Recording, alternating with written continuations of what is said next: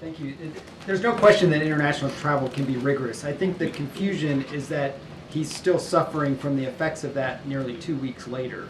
So can you articulate a little bit about, like, do you guys usually have accommodations for him after he does a trip, that he's going to have jet lag for that long a period of time? So can you, when you say 2 weeks later, what do you mean? Well, the debate, he arrives back in the United States 12 or 13 days before the debate. So his explanation for a poor debate performance is jet lag. So what I want to say is it's the jet lag and also the cold, right? It is the two things and that occurred.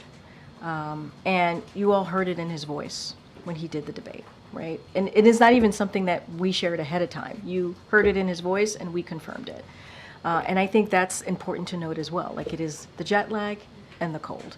But I want to be really clear here.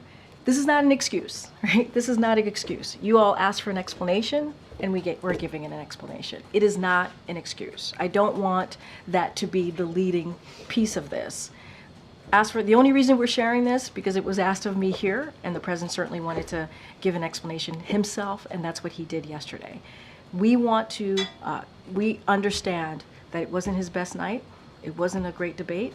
We understand that, and we understand what supporters saw, what the American people saw, and what you all saw. And so we wanted to give an explanation. So I don't want to get into this, oh, are you giving this excuse, not an excuse? We're giving you what our explanation was. We want to continue to make sure that we do everything that we can to deliver for the American people. That's what we're going to continue to do. I also wanted to ask just about the schedule again. Yeah. Because a lot of high-level Democrats, I think, were concerned with the debate performance, but they've also been almost just as or more concerned about the response since then. Yeah. That he hasn't done more.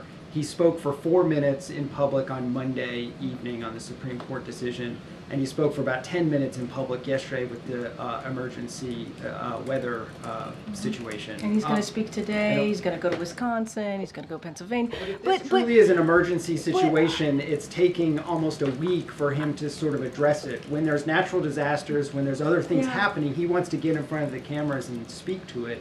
In this case, there seems to be multiple days. Matt, I would disagree with you. He did address it. He addressed it on Friday in North Carolina in front of hundreds of supporters.